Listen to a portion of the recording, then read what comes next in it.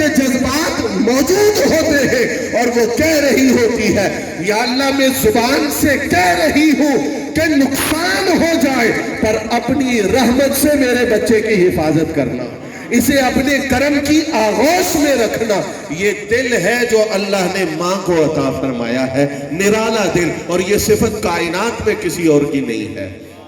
حضرات گرامی قدر، یہ عام ماں کی شان ہے،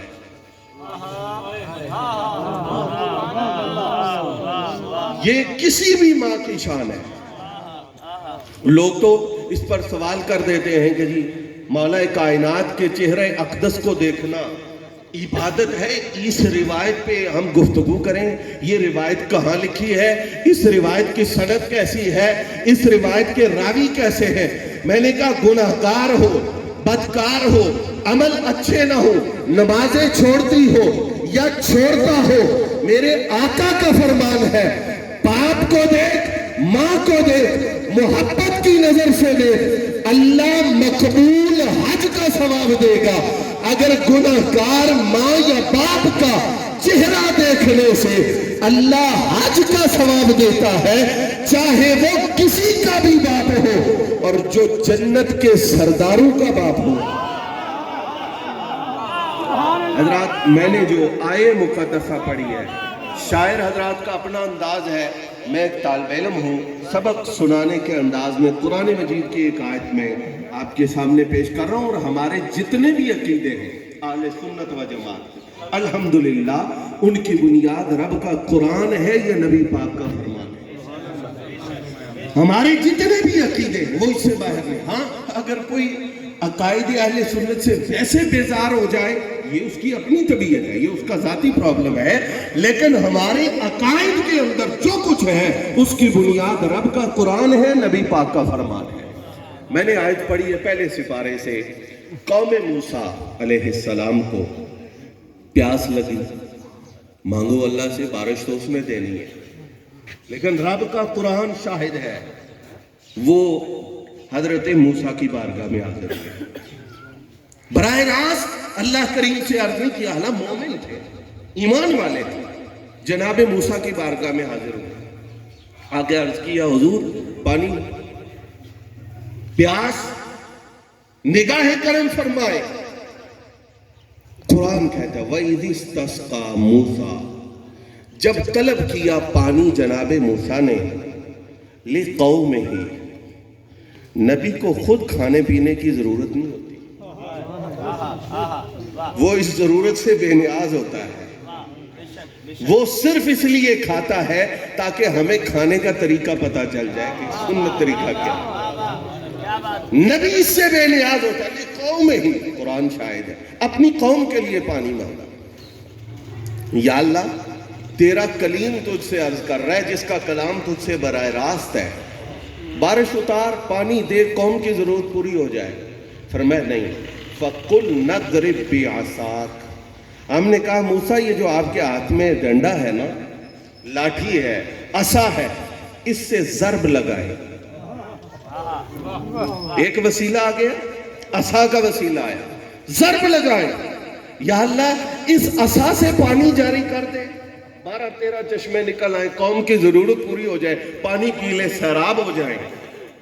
اللہ تعالیٰ نے فرمایا نہیں، الحجر، ایک واسطہ اور درمیان میں ڈالا، یہ آپ مارے ضرب پتھر پہ، کیوں؟ عصا کا مقام اونچا ہے، وہ ہر وقت موسیٰ علیہ السلام کے ساتھ رہتا ہے، یہ وہ پتھر ہے جس پہ ڈائریکٹ ید موسیٰ نہیں لگا، بلکہ موسیٰ علیہ السلام کے ہاتھ میں عصا ہے، اور وہ عصا جو ہے اس کی ایک ضرب پانی پہ لگی۔ قرآن کہتا ہے فَانْفَجَرَتْ مِنْهُ اثْنَتَا عَشْرَةَ عَيْنًا، اس سے 12 چشمے پھوٹے، اور 12 چشمے اس لیے کہ قبیلے 12 تھے، گویا کہ ایک پتھر سے اتنا پانی نکلا کہ پوری قوم سیراب ہو گئی۔ بس ایک جملے کے لیے میں نے یہ ساری قرآن مجید کی آیت مقدسہ اور اس کا ترجمہ پڑھا ہے۔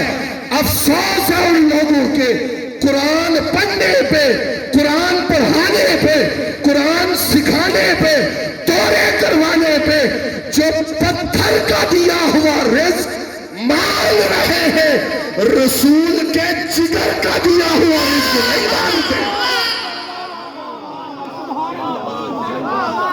یہ کوئی شاعرانہ بات نہیں ہے، یہ رب کا قرآن ہے. پتھر کا ٹکڑا تو پوری قوم کو رزق دے رہا ہے، رسول کے جگر کا ٹکڑا پتھر کا ٹکڑا دیتا ہے، پتھر کا ٹکڑا سیراب کرتا ہے، پتھر کے ٹکڑے سے پانی پیتے ہیں. اور جو رسول کے جگر کا ٹکڑا ہے، رک جائے اگر مادر حسنین کی چکی.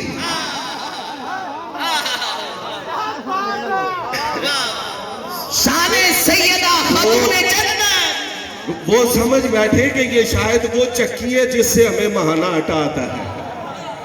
یہ وہ چکی نہیں ہے. کون سی چکی ہے؟ حوالہ میری ذمہ داری ہے، میں نے اپنی آنکھوں سے پڑھا ہے. علامہ شامی محمد بن امین ابن عابدین شامی. ابن عابدین، ابن عابدین کا مطلب کیا ہے؟ امام زین العابدین کا بیٹا. کہتے ہیں کہ سادات کیوں کہتے ہیں؟ ہم علی کے بیٹے ہیں، ہم نبی کے بیٹے ہیں، ہم سیدہ زہرا کے بیٹے ہیں. یہ تو فلاں کے بیٹے ہیں، ان کے دادا فلاں ہیں، ان کے پردادا فلاں ہیں. علامہ شامی صدیوں بعد پیدا ہوئے. نسبت کی امام زین العابدین کی طرف، مانا کیا ہے؟ فرمایا سادات کی نسل وہ نسل ہے صدیاں گزرنے کے بعد بھی پیدا ہو، خون مصطفیٰ کا ہی رگوں میں جاری ہوتا ہے. کیا فرمایا؟ امام شامی ابن عابدین شامی، جن کا فتاوی شامی سب اس میں سے فتویٰ دیتے ہیں. ابن عابدین نے رسائل ابن عابدین میں لکھا، فرمایا نبی پاک کے بعد اس امت میں جو ہستی سب سے پہلے مقام قطبیت پہ فائز ہوئی، یہ ہے چکی. مقام قطبیت پہ فائز ہوئی. فرمایا وہ ذات سیدہ طیبہ طاہرہ سیدہ نساء العالمین سیدہ فاطمہ الزہرا کی ذات اقدس ہے. لوگوں بس ایک جملہ یاد رکھنا، سورہ بقرہ کی روشنی کے اندر اگر پتھر کا ٹکڑا قوم موسیٰ، کتنی ہے قوم موسیٰ؟ 7.25 لاکھ بندہ ہے. کتنا بندہ ہے؟ یہ 12 چشمے پھوٹے 7.25 لاکھ بندے کو اگر پتھر کا ایک ٹکڑا پانی پلا سکتا ہے تو مصطفیٰ کے جگر کا ٹکڑا کونین کو رزق کیوں نہیں عطا کر سکتا؟ جو دیتا ہے، میں کسی کو دوں گا تو کہاں سے دوں گا؟ جو میرے باپ کا ہے، جو میرے دادا کا ہے، جو میرے پردادا کا ہے.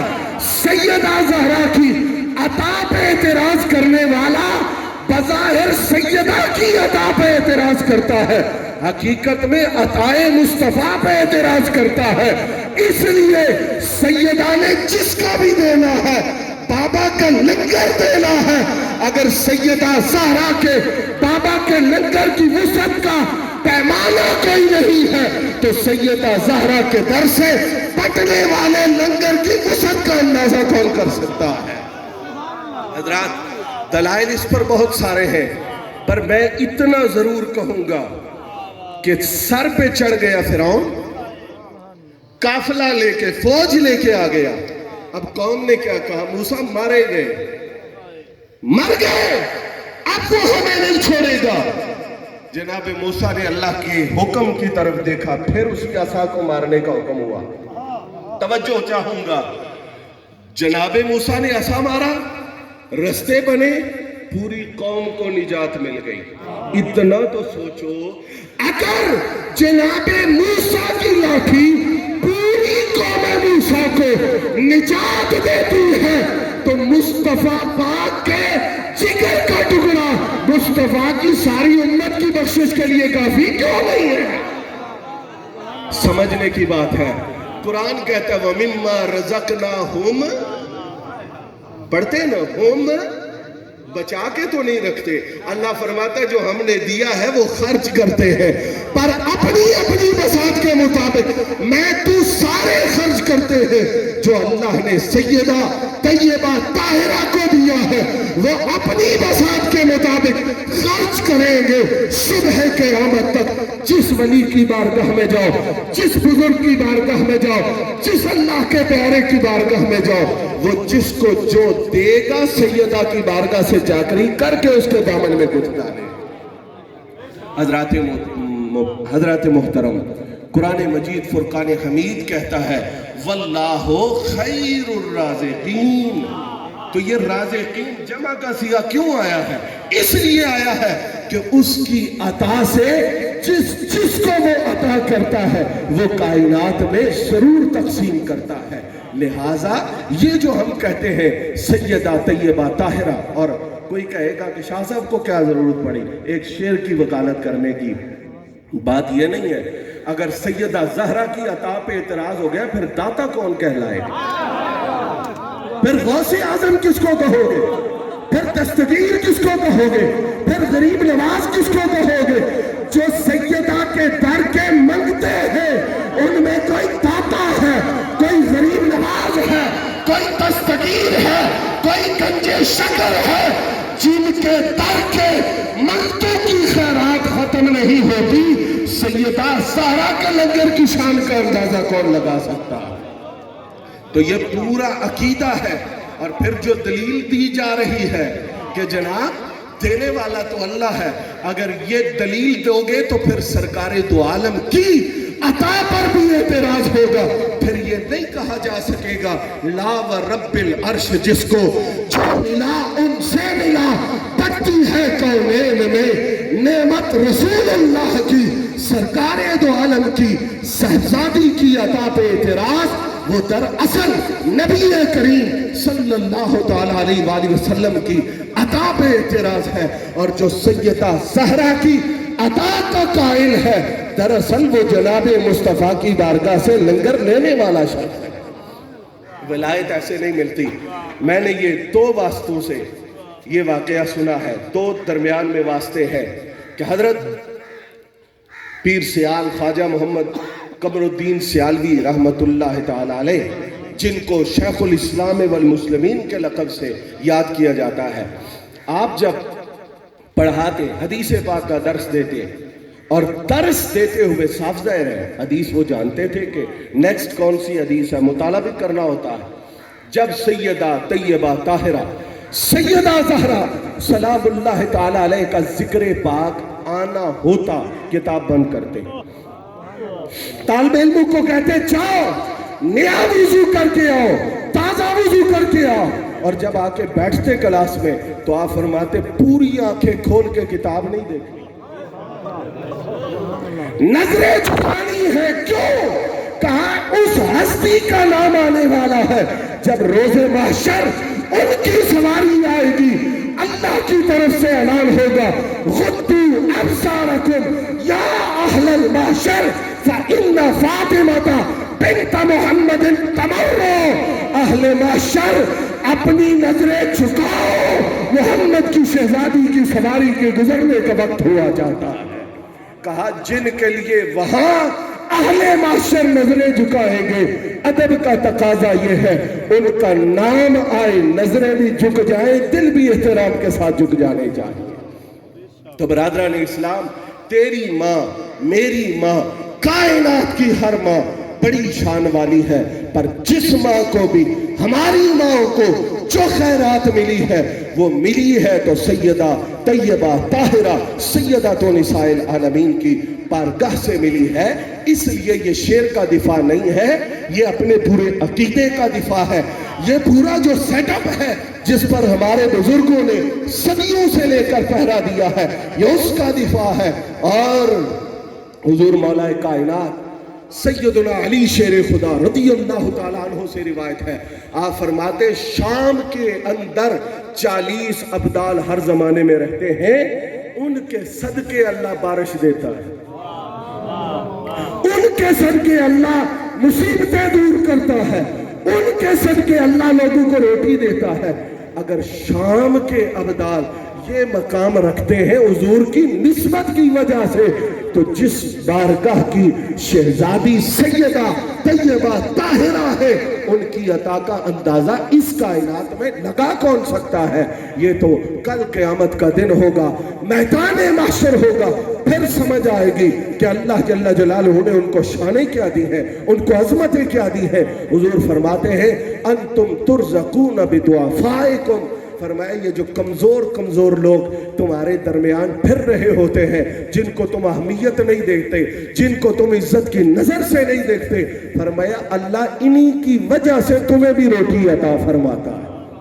تو اگر امت کے نبی پاک کے غلاموں کے صدقے امت کو روٹی ملتی ہے، تو جو اماموں کی ماں ہے، جو امت کے اماموں کی ماں ہے، اللہ جل جلالہ نے ان کے لنگر کو کتنی وسعتیں عطا فرمائی ہوں گی۔